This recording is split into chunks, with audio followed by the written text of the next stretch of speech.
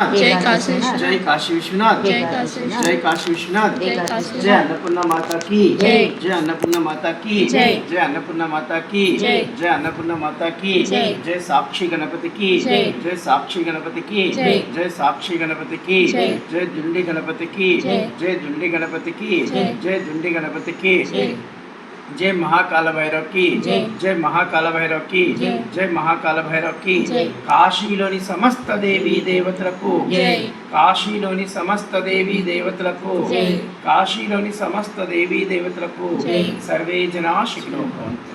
ఈరోజు మనము కాశీఖండం 54వ అధ్యాయం చెప్పుకుంటున్నాం. అంటే మనకి 18 పురాణాలు ఉంటే ఆ 18 పురాణంలో ఒక పురాణం స్కంద పురాణం. ఈ స్కంద పురాణంలో 83,000 శ్లోకాలు ఉన్నాయి. ఈ 83,000 శ్లోకాలు ఉంటే ఈ 83,000 శ్లోకాలని మనం 4 భాగాలు చేశారు. అందులో ఒక భాగము కాశీఖండం. అంటే ఆ ఒక్క భాగంలో 13,000 శ్లోకాలు ఉన్నాయి. ఈ 13,000 శ్లోకాలలో కాశీక్షేత్రం గురించి చెప్పబడింది.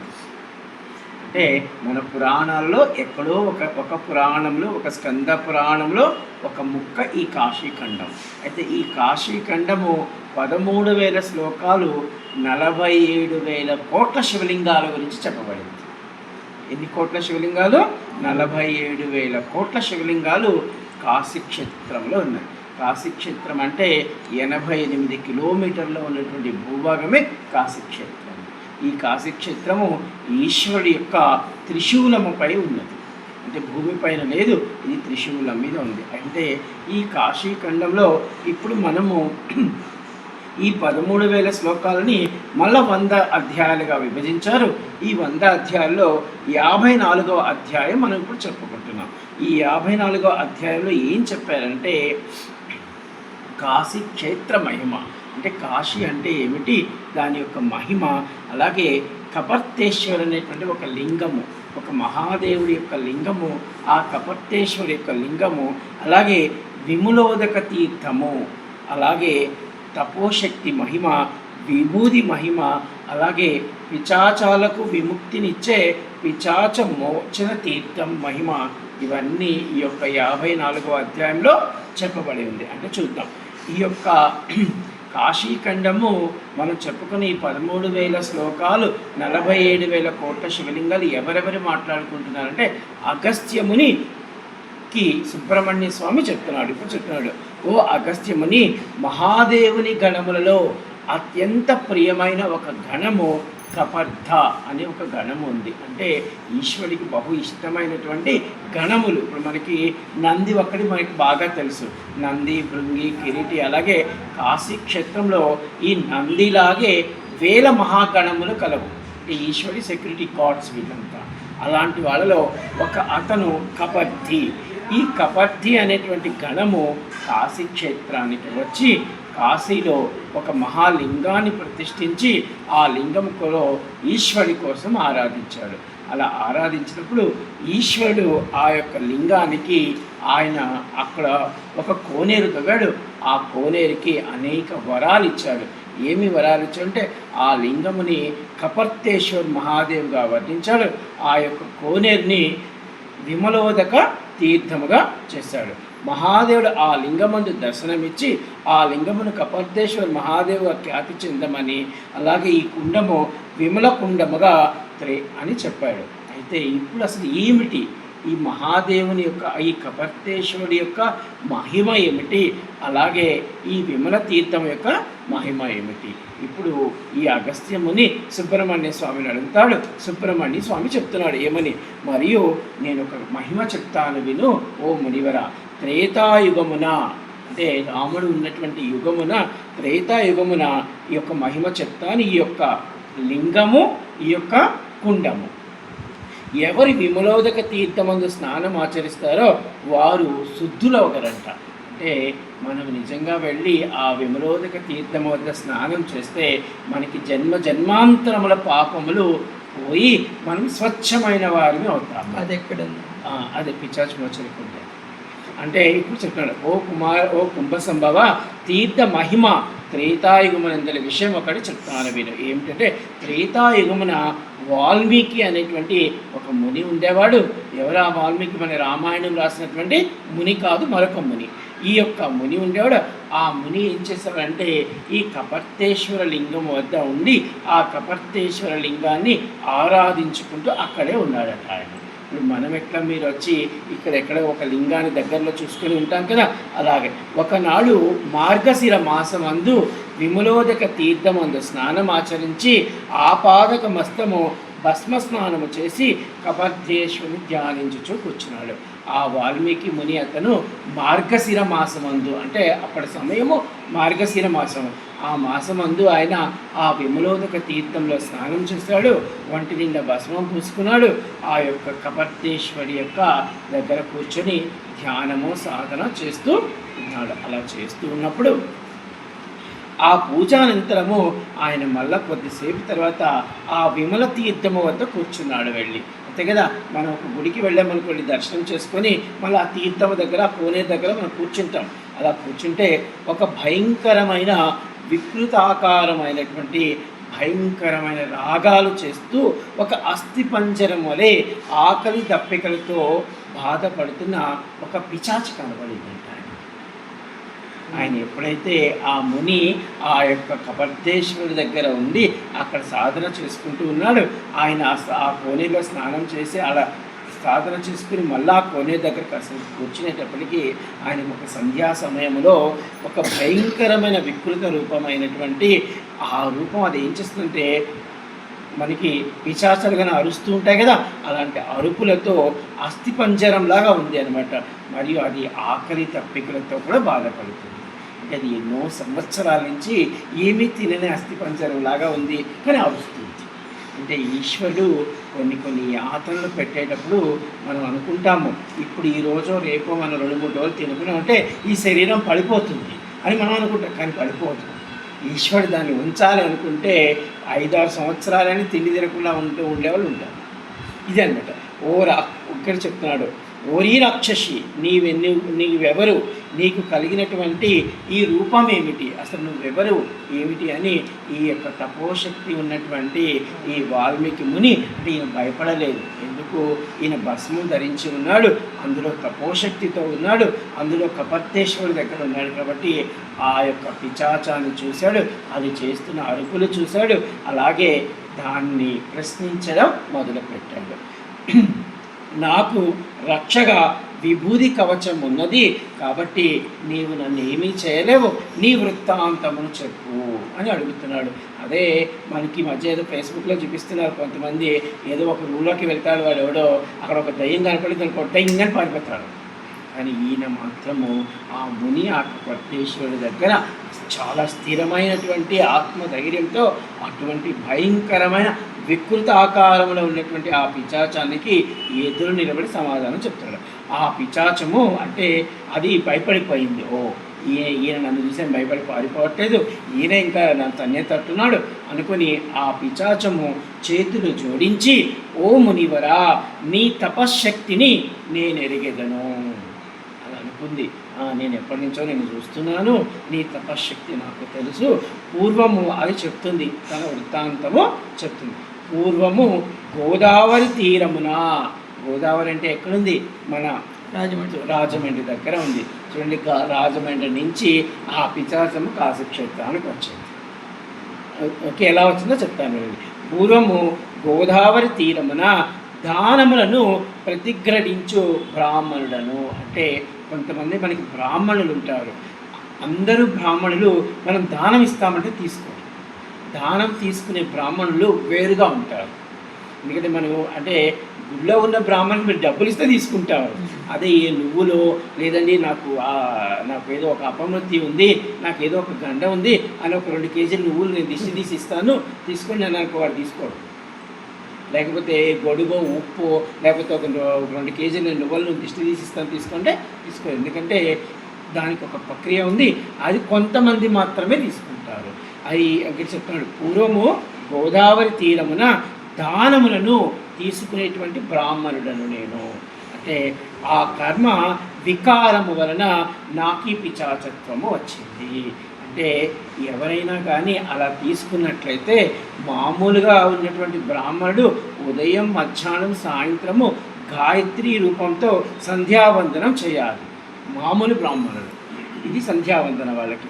అలాగే ఎవరైతే ఈ దానాలు తీసుకుంటారో వాళ్ళు దానం ఎంత తీసుకున్నారో అంతకి 1000 జపం చేయాలి. అంత జపం చేస్తేనే వాళ్ళకి ఆ దోషం అవుతుంది. లేకపోతే మన దోషం వాళ్ళు తీసుకుంటున్నారు ఒక రకంగా చెప్పాలంటే, అర్థమైందా? కాబట్టి ఆ దోష ఫలితముగా నాకు ఇప్పుడు పిశాచత్వము వచ్చింది అని చెప్తున్నాడు. అలాగే చాలా సంవత్సరములు చెప్తున్నాడు, చాలా సంవత్సరములు చెట్లు నీరు లేని మరుభూమి యందు నివసించాను. అంటే నాకు పిశాచత్వం వచ్చింది కాబట్టి నేను ఏ ఊర్లోనే ఉంటానంటే అక్కడ నాకు ఉండడానికి అనుమతి లేదు, అంతే కదా. ఎప్పుడు మన దేవుడి గంటలు దేవుడి హారతులు కడితే అక్కడ పిశాచాలు వాడికి నచ్చవాలి, వాటికి అదొక రకమైనటువంటి అరుపులు కావాలి, వాటికి అదో రకమైన వాసనలు కావాలి వాటికి. అందుకని నేను ఎక్కడున్నానంటే చెట్లు నీరు లేని మరుభూమి యందు ఉన్నానంటే శ్మశానంలో ఉన్నాడు వాడు. చెట్లు అంటే మరుభూమి అంటే అక్కడ ఎప్పుడు కాలుతూ ఉంటుంది కాబట్టి అక్కడే చెట్లు బతకవు, నీళ్లు కూడా ఉండవు అక్కడ, కాబట్టి మరుభూమి. ఆకలి దప్పిక చలి వాన ఎండల వల్ల అనేక బాధలు పడ్డాను. అంటే ఎప్పుడైతే ఈయన చనిపోయాడో పిశాచ్ అయిపోయాడో, ఈ పిశాచ్ అయిపోయినప్పుడు ఈయన ఏది తిందామనుకున్నా దూరం పారిపోతుందట. ఎందుకంటే అంతకుముందు బాగా స్వీకరించేశాడు కదా, 1000 రూపాయలకి 10,000, 10,000కి ₹1,00,000 స్వీకరించేసాడు. కాబట్టి ఈశ్వరుడు చచ్చిన తర్వాత క్షమించాలి, చనిపోయిన తర్వాత ఈయన ఏది తినబోతున్నా అది ముందుకే పారిపోతుందట.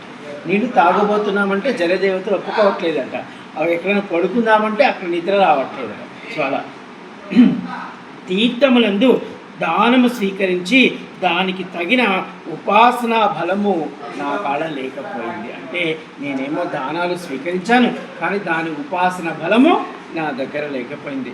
మరియు అలా ఎవరైనా ఒకవేళ తీసుకున్నట్లయితే దానములు అంటే లోక కళ్యాణార్థం ఈశ్వరుడు వాళ్ళకి అది అకర్మలు అంటారు వాటిని. ఇప్పుడు మనం కూడా చూడండి, ఈ కాశీ క్షేత్రానికి వచ్చి మనం ఇక్కడ జలతర్పణము పిల్లతర్పణము పిండదానాలు చేస్తారు.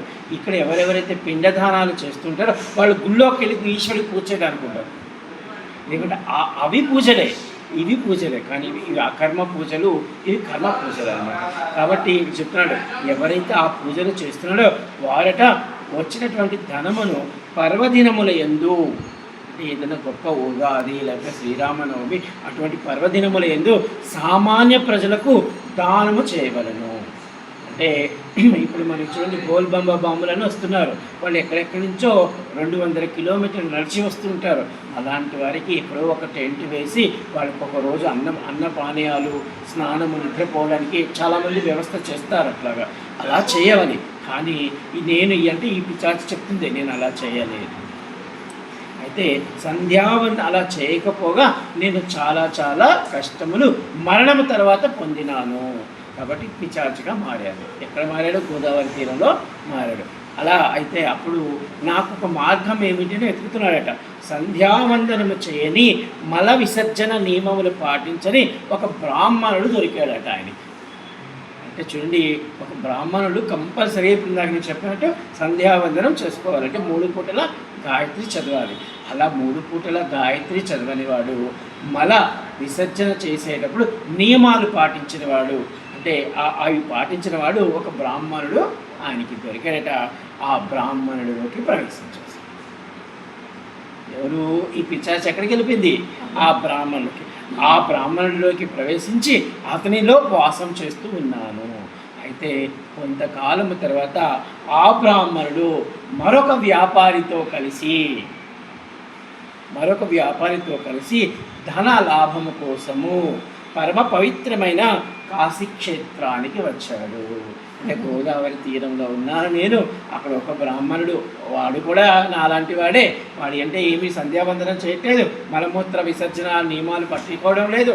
కాబట్టి అతనితో నేను ఉన్నాను. అయితే కొంతకాలం తర్వాత వాడికి ఎవరో చెప్పారంటే, క్షమించాలి నేను ఇక్కడ సభాముఖంగా చెప్పకూడదు, కొంతమంది వచ్చి రాని వాళ్ళు కూడా ఇక్కడ పిండదానాలు చేసుకుని ₹10 సంపాదించుకుంటారు. ఇక్కడ డబ్బులు, ఎందుకంటే కాశీ క్షేత్రమే దాని కొరకు ఉంది కాబట్టి. అలాగే అక్కడ ఇంకొక బ్రాహ్మణుడు ఇంకొక వ్యాపారి కలిసి కాశీ క్షేత్రానికి వచ్చారు. ఇప్పుడు చూడండి ఏముంది, గోదావరి తీరము నుంచి ఆ బ్రాహ్మణితో కాశీ క్షేత్ర పొలిమేరల వరకైతే రాగలిగితని కానీ కాశీ క్షేత్రములోకి ప్రవేశించలేదు. అంటే ఆయన శరీరంలో ఉన్నాడు కాబట్టి ఆ శరీరంలో కాశీ వరకు బ్రాహ్మణుడు వచ్చాడు కాశీలోకి, కానీ ఈయన మాత్రము కాశీ బయటే ఉండిపోయాడు. ఎలా ఉండిపోయాడు, ఆ బ్రాహ్మణుడి పాపాలతో పాటు నేను కూడా ఆ శరీరము నుండి బయటికి వచ్చి తిని. ఎందుకంటే మనం కాశీ క్షేత్రానికి ఎవరైనా మీకైనా నేకైనా ఎవరైనా మనం కాశీ క్షేత్రానికి వచ్చామంటే ఈ పొలిమేర అంటే మనకి ఇది తెలియదు, మనం ట్రైన్లో వచ్చేస్తాం కాబట్టి మనకి తెలియదు ఎక్కడ ఆ పొలిమేర అనేది ఉంటుందో. ఈశ్వరుడు మన శరీరంలోని పాపాలన్నింటినీ వెనక్కి పంపించేస్తాడు. అవి వెనక ఉంటాయి, మళ్ళీ మనం పోయేటప్పుడు ఎదురు చూస్తూ ఉంటాయి.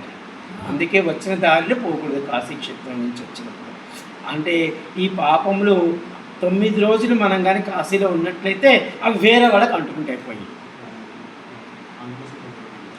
ఓకేనా, అందుకని ఏం చెప్తున్నాడు, ఆ బ్రాహ్మణుడి పాపాలతో పాటు, అంటే వాడి పాపాలు కూడా బయటకు వెళ్ళిపోయినాయి, వాడి పాపాలతో పాటు నేను కూడా శరీరం నుండి బయటకు వచ్చి తిని కాశీ క్షేత్రంలోకి రాలేకపోతుంది. విశ్వనాథుని గణములచే బయటకు గెట్టేయబడిని. అంటే కాశీ క్షేత్రానికి మనకి పంచక్రోశి అని ఒకటి ఉంది, అంటే 88 కిలోమీటర్లు అని చెప్పాను కదా. ఈ 88 కిలోమీటర్లు ఒక రింగ్ రోడ్డు లాగా మనకి ఈ యొక్క పరిక్రమని పంచక్రోశి పరిక్రమ అంటారు. మన అరుణాచలం ఉంది కదా, గిరి ప్రదక్షిణ అంటాము. ఇక్కడ దీన్ని పంచక్రోశ పరిక్రమ అంటే ఈ పంచక్రోశ పరిక్రమలో 1000 గణములు ఈశ్వరుడి చేత నియమింపబడి ఉంటాయి. అన్ని దిక్కుల నుంచి అన్ని మూలల నుంచి ఎవరు కాశీ క్షేత్రానికి వస్తున్నారో పుణ్యాత్ములు మాత్రమే కాశీ క్షేత్రానికి, పాపాత్ములని మాత్రం అవతలకి. ఎంతోమంది ఎన్నోసార్లు ఫ్లైట్లు బుక్ చేసుకుంటారు, ట్రైన్లు బుక్ చేసుకుంటారు కాశీ రావాలని, కానీ తర్వాత మళ్ళీ ఫోన్లు చేస్తారు, ఏమండి మాకు ఒక ఆపద వచ్చింది రాలేకపోయి మరొకసారి చూస్తాం అంటే వాళ్ళకి అనుమతి దొరకాలి. ఇది అనమాట.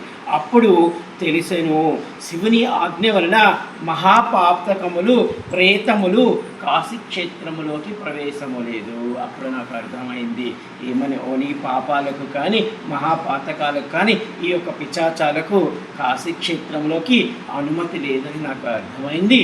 అయితే ఆ బ్రాహ్మణుడి పాపములు నేను బ్రాహ్మణుడి కొరకు ఎదురు చూచుచు, మళ్ళా ఆయన ఎప్పుడు తిరిగి వస్తాడో అంటే ఆ పిశాచాన్ని కాశీ రావాలని ఉద్దేశమే లేదు, ఆ బ్రాహ్మణుడిలో ఉంది అది. అంటే వాడు తినేది ఇది కూడా తింటుంది ఒకడు. అట్లాగే అది చెప్తుంది, ఆ బ్రాహ్మణుడి పాపములు నేను బ్రాహ్మణుడి కొరకు ఎదురు చూచుచు నీటి కొరకు ఆహారము కొరకు ప్రతిరోజు కాశీ నుంచి ప్రయాగ వరకు, ప్రయాగ నుంచి కాశీ వరకు మేము అలా అలా తిరుగుతూ ఉన్నాము గాలిలో అని చెప్తుంది. అంటే ప్రయాగ అంటే ఇక్కడ నుంచి 120 కిలోమీటర్లు ఆత్మలు కాబట్టి అవి తిరుగుతున్నాయి. కానీ ఎందుకు తిరుగుతున్నాయంటే ఈ 120 కిలోమీటర్లు తిరుగుతుంటే వాటికి ఆహారము దొరుకుతుంది, నీరు దొరుకుతుంది, కానీ అవి తినబోతుంటే అవి పారిపోతుంది. మనకి అదేదో భైరవ దీపం సినిమా ఒకటి చూసారో లేదో మీరు, దానిలో ఒక అతను ఉంటాడు, అతనికి అన్నీ తెచ్చి పెడుతుంటారు, కానీ అది తినబోతుంటే అది మనం అంటే క్షమించాలి, మనం చేసుకునేదానికి ఒక్కొక్కరికి ఒక్కొక్కటి వస్తూ ఉంటుంది అన్నమాట. అప్పుడు ప్రయాగ నుండి కాశీ క్షేత్రముకు తిరిగొచ్చు బ్రాహ్మణుడి రాక కోసం ఎదురు చూస్తూ ఉన్నాము. కాశీ క్షేత్రానికి వెలుపలికి వచ్చితిని కానీ పండ్లు చెట్లు నీరు ఆహారము ఏది భుజించలేకపోతేనే, ఎందుకంటే అవి తినలే ప్రాప్తి లేదు, ఎందుకంటే క్షమించాలి, అప్పుడెప్పుడో బాగా తీసేసుకున్నాడు బాగా. అలాగే బహు ఆకలితో ఒక సన్యాసిని చూచి అతనిని తిందామని ప్రయత్నించాను. బాగా ఆకలి ఎక్కువైపోతుంది. అలా ఆకలి ఎక్కువైపోతుంటే అప్పుడు ఏమనుకున్నాడంటే ఈ పిశాచి ఒక సన్యాసి కనపడ్డాడట, ఆ సన్యాసిని తినేద్దాము అనుకుని ఆ సన్యాసి దగ్గరికి వెళ్ళాడు. ఆ సన్యాసి శివనామ స్మరణ చేస్తూ, ఆ సన్యాసి ఏం చేస్తాడు, వాడు లోపల ఏదో జపం చేసుకుంటూ ఉన్నాడు. ఆ సన్యాసి శివనామ స్మరణ చేస్తున్నందువలన వాడి దగ్గరికి నేను వెళ్ళేటప్పటికీ ఈ పాపాలన్నీ వెళ్ళిపోయినాయి. అంటే పాపాలు అక్కడికి వచ్చేదానికి అవకాశం లేదు, పాపాలు వెళ్ళిపోయినాయి. నా యొక్క పాపము, నా యొక్క బుద్ధి కూడా సాత్వికముగా మారిపోయింది. అంటే వాడు తినాలని ప్రయత్నిస్తూ ఉన్నాడు అక్కడ.